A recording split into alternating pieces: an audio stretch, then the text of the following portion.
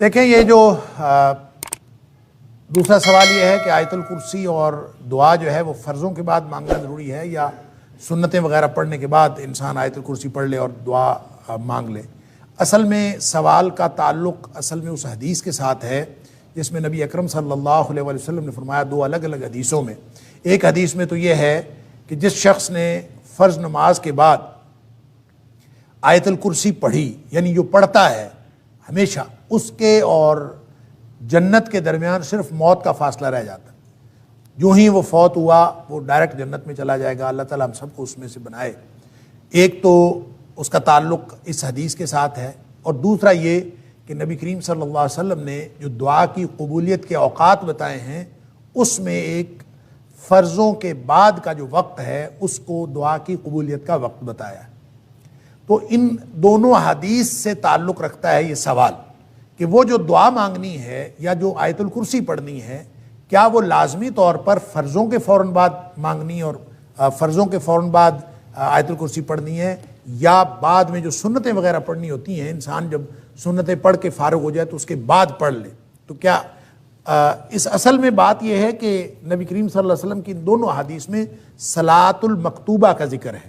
یعنی فرض نماز کی بات ہے، لہٰذا آیت الکرسی کے لیے بھی اور دعا کے لیے بھی ایک تو بات یہ ذہن میں رکھیں کہ اس کا تعلق فرض نمازوں کے ساتھ ہے، فرضوں کے بعد ہی آیت الکرسی پڑھنی چاہیے اور فرضوں کے بعد ہی دعا کرنی چاہیے۔ البتہ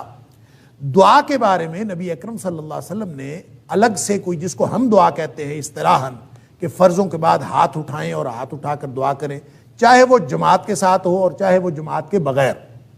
اس کے بارے میں ایک بہت لمبی بحث ہے اور اس کے بارے میں کتابیں بھی لکھی گئیں کہ فرضوں کے بعد اجتماعی دعا جو ہے وہ جائز ہے یا ناجائز ہے۔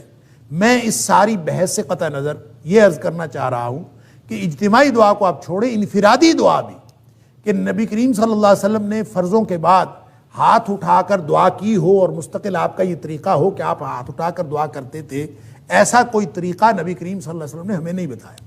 نہ وہ اجتماعی دعا کے بعد ہے، اجتماعی نماز کے بعد ہے، نہ ہی وہ انفرادی نماز کے بعد۔ اور پھر جب نبی کریم صلی اللہ علیہ وسلم یہ فرما رہے ہیں کہ جو دوبر کل صلات، ہر نماز کا جو آخر ہے اس کے پیچھے جو ہے وہ نماز کے دعا کی قبولیت کا وقت ہے، تو یہ کیسے ہو سکتا ہے کہ نبی کریم صلی اللہ علیہ وسلم ایک بات ارشاد فرمائیں کہ وہ دعا کی قبولیت کا وقت ہے، اور خود نبی کریم صلی اللہ علیہ وسلم سے ایسا کوئی عمل وہ موجود ہی نہیں ہے کسی صحیح حدیث میں کہ نبی کریم صلی اللہ علیہ وسلم ہر نماز کے بعد دعا مانگتے ہوں، ایسا کچھ نہیں ہے۔ تو یہ ایک سوال پیدا ہوتا ہے، اور اس سوال کا جواب یہ ہے کہ نبی کریم صلی اللہ علیہ وسلم کا معمول یہ تھا کہ آپ جو تشہد میں دعائیں مانگتے تھے، آخری تشہد میں درود شریف پڑھنے کے بعد، وہ دعائیں محدود نہیں تھیں جس طرح ہم نے محدود کیا ہوا ہے کہ ہم ایک دعا پڑھ لیتے ہیں یا دو دعائیں پڑھ لیتے ہیں اور ہم سمجھتے ہیں بس نماز میں اتنی دعائیں پڑھنی، اس کے بعد دعائیں نہیں پڑھنی۔ وہ جو دوبر کل صلات ہے، یہ بھی اصل میں نماز کا آخر ہے، اور وہاں پہ جو دعا کی جاتی ہے وہ دعائیں مراد ہیں کہ جتنی بھی آپ وہاں دعائیں کریں گے وہ اللہ کے ہاں قبول کے درجے کو پہنچتی ہیں، یہ وعدہ ہے۔ لہذا اس کا مطلب لازماً سلام پھیرنے کے بعد نہیں ہے، سلام پھیرنے سے پہلے کی دعائیں، یا پھر وہ دعائیں نبی کریم صلی اللہ علیہ وسلم کا جو معمول تھیں، جو نبی پاک صلی اللہ علیہ وسلم ہر نماز کے بعد مانگتے تھے، جو صبح و شام کے خاص طور پر جو اذکار ہیں، اور باقی جو دعائیں ہیں جو نماز کے بعد نبی کریم صلی اللہ علیہ وسلم کو معمول تھا، اور یہ نماز کی کتابوں میں، حدیث کی کتابیں موجود ہیں، آپ ان کو دعاؤں کو یاد کر لیں۔ اصل میں اس سے مراد وہ دعائیں ہیں جو نبی کریم صلی اللہ علیہ وسلم تسلسل سے اور ہمیشہ معمول کے مطابق مانگتے تھے۔ اس میں سے 4-5 دعائیں تو ایسی ہیں جو تشہد میں نبی کریم صلی اللہ علیہ وسلم کبھی قضا نہیں کرتے، ہمیشہ پڑھتے تھے، اور باقی اس کے علاوہ جو دعائیں ہیں وہ آپ اگر پڑھ لیں تو وہ بھی ٹھیک ہے، وہ بھی اسی کے اندر آئے گا۔ اور اگر آپ اس وقت دعائیں نہیں کرنا چاہتے، اس وقت 2-3 دعاؤں پہ اکتفا کرتے ہیں اور بعد میں دعا مانگنا چاہتے ہیں تو مانگ لیں۔ نبی کریم صلی اللہ علیہ وسلم کے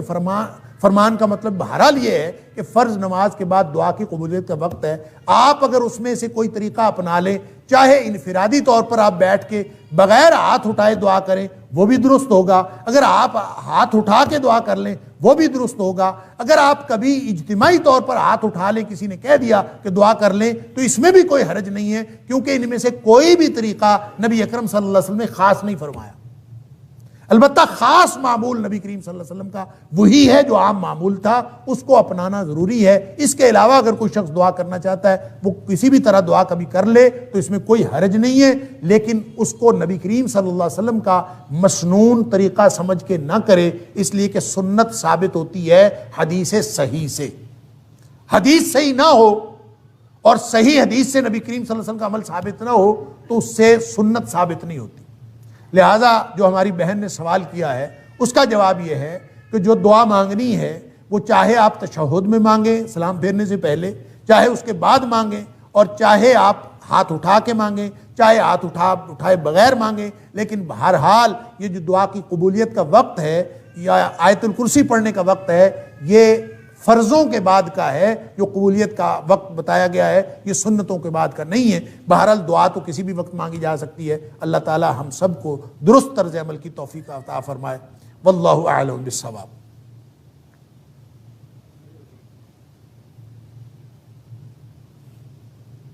السلام علیکم۔ اکثر میرا سوال بھی دعاؤں کے بارے میں ہی ہے۔ سمجھ میں کہا جاتا ہے کہ سجدے میں انسان جو ہے وہ اللہ تعالیٰ کے سب سے زیادہ قریب ہوتا ہے، اور اگر ہم کیا نماز کے دوران ہم سجدے میں دعا مانگ سکتے ہیں، یا جو مضمون دعائیں عربی میں ہمیں سمجھائی گئی ہیں یا سکھائی گئی ہیں کیا ہم وہ مانگ سکتے ہیں یا نہیں مانگ سکتے؟ جزاک اللہ۔ دیکھیں بہت اچھا سوال ہے کہ سجدے میں نبی اکرم صلی اللہ علیہ وسلم فرمایا کہ اقرب ما یکون العبد من ربہ وہو ساجد، کہ انسان جب سجدے کی حالت میں ہوتا ہے تو اللہ کے سب سے زیادہ قریب قربت کی حالت میں ہوتا ہے۔ فَأَكْثِرُوا فِيهِ الدُّعَاء، نبی کریم صلی اللہ علیہ وسلم کا فرمان ہے کہ اس وقت دعائیں کیا کرو۔ اب اس کا مطلب کیا ہے، کون کون سی دعائیں کرنی ہیں؟ کیا انسان ان سجدے کی مسنون دعاؤں کے علاوہ جو نبی کریم صلی اللہ علیہ وسلم سے ثابت ہے اور دعائیں بھی کر سکتا ہے کہ نہیں کر سکتا؟ اور پھر اس کے ساتھ اٹیچڈ ایک اور سوال بھی ہے کہ کیا انسان اپنی زبان میں دعا کر سکتا ہے کہ نہیں کر سکتا؟ اس کے لیے بہرحال ایک موقف تو یہ ہے اور بہت ہی ریئر ہے کہ انسان جتنی مرضی دعائیں کرے، اور فرضوں میں بھی نفلوں میں بھی جس نماز میں بھی جتنی مرضی دعائیں سجدے میں کرنا چاہے۔ فَأَكْثِرُوا فِيهِ الدُّعَاء کا منشا اور مطلب بعض لوگوں نے یہی سمجھا ہے، جو اگرچہ بہت ہی کم لوگ ہیں جو یہ کہتے ہیں کہ اس میں اپنی زبان میں بھی کوئی شخص دعا مانگنا چاہے تو مانگ سکتا ہے،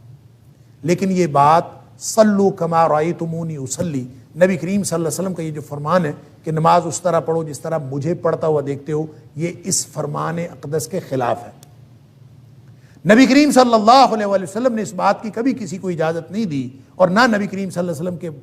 آپ کی موجودگی میں، آپ کی حیات طیبہ میں کسی نے کبھی ایک بھی بات کہیں کسی سے ثابت ہے کہ اس نے فرضوں میں یا ایون نفلوں میں اس نے اپنی زبان میں، کیونکہ نبی کریم صلی اللہ علیہ وسلم کے پاس مختلف زبانیں بولنے والے لوگ تھے، ان سب کو بھی عربی میں نماز پڑھنے کا حکم تھا۔ اس لیے تقاضا یہی ہے نبی کریم صلی اللہ علیہ وسلم کے فرمان کا کہ دعائیں وہی کی جائیں جو نبی کریم صلی اللہ علیہ وسلم نے کی۔ لہٰذا اس میں مختلف جو لوگوں کے موقف ہیں، اگرچہ میں نے عرض کیا کہ لوگ تو اس بات کے بھی قائل ہیں کہ نماز کوئی چھوئی موئی نہیں ہے۔ میں ایک عالم کی بات سن رہا تھا، اس نے کہا کہ نماز کوئی چھوئی موئی نہیں ہے کہ بس ایسے ہی پڑھنی ہے جیسے نبی کریم صلی اللہ علیہ وسلم پڑھی، جیسے مرضی پڑھیں اس میں جتنی مرضی دعائیں کریں۔ یہ بات درست نہیں ہے، اس لیے کہ صلو کما رأیتمونی اصلی، ایگزیکٹ وہ عمل ہوگا، وگرنہ تو پھر صلو صلاۃ کے معنی تو 22 معنی لغت کے اندر آتے ہیں۔ آپ کسی چیز کو بھی صلاۃ کہہ لیں، آپ کہیں کہ اس کا نام نماز میں۔ فَأَكْثِرُوا فِيهِ الدُّعَاء کا آپ منشا اس طرح پورا کر سکتے ہیں کہ آپ انہی دعاؤں کو بے شک بار بار پڑھتے رہیں، اور جتنی مرضی لمبی دعائیں کریں، لیکن وہی کریں جو نبی کریم صلی اللہ علیہ وسلم نے کی ہیں۔ ایک بات۔ دوسری بات یہ ہے کہ وہ دعائیں جو عربی زبان میں ہیں، قرآنی دعائیں ہیں یا دیگر مسنون دعائیں ہیں، وہ آپ فرضوں میں تو بالکل نہ پڑھیں۔ البتہ نوافل کے اندر اگر آپ پڑھنا چاہیں تو دیگر دعائیں جو قرآنی اور مسنون دعائیں ہیں وہ جتنی مرضی پڑھنا چاہیں وہ نوافل میں پڑھ سکتے ہیں۔ یہ میری رائے ہے، ضروری نہیں ہے کہ آپ اس کے اوپر عمل کریں، ہو سکتا ہے میری رائے بالکل غلط ہو۔ اور تیسری بات یہ ہے کہ اپنی زبان میں اگر کوئی بات کرنی ہو اللہ کے ساتھ سجدے کی حالت میں تو اس کے لیے ضروری یہ ہے کہ آپ نماز میں نہ ہو۔ اگر نماز میں کریں گے تو نماز تو نبی کریم صلی اللہ علیہ وسلم کے طریقے کے مطابق پڑھنی پڑے۔ اگر آپ نے اپنی زبان میں اللہ سے باتیں کرنی ہے سجدے کی حالت میں تو ویسے سجدے میں چلے جائیں. آپ تہجد پڑھیں اور تہجد پڑھنے کے بعد سلام پھیرنے کے بعد آپ نے دعائیں کرنی ہے دیگر اپنی زبان میں, آپ حالت سجدے میں چلے جائیں اور سجدے میں جا کے جتنی مرضی دعائیں کریں. اور وَهُوَ ساجدٌ, وہ آپ اس کیفیت میں ہیں, سجدے کی حالت میں ہیں, اور اللہ سے اس کیفیت میں یہ اسی طرح سے ہے جیسے ہاتھ اٹھا کے اللہ کے رسول صلی اللہ علیہ وسلم فرمایا کہ جو شخص ہاتھ اٹھا کے دعا کرتا ہے اللہ تعالیٰ فرماتے ہیں کہ مجھے شرمندگی محسوس ہوتی ہے کہ میں اس کو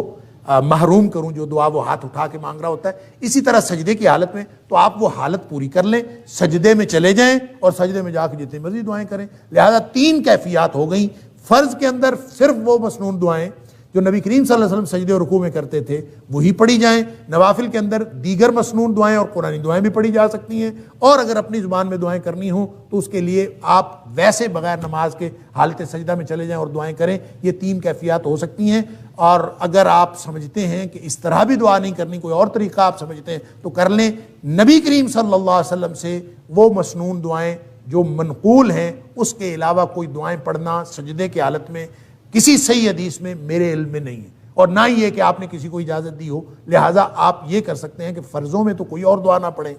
نفلوں میں دیگر دعائیں مسنون پڑھ سکتے ہیں, اور بغیر نوافل, بغیر فرائض کے, بغیر نماز کے ویسے سجدے میں جا کے اپنی زبان میں کر سکتے ہیں. نماز میں اپنی زبان میں نہیں پڑھ سکتے. واللہ اعلم بالصواب.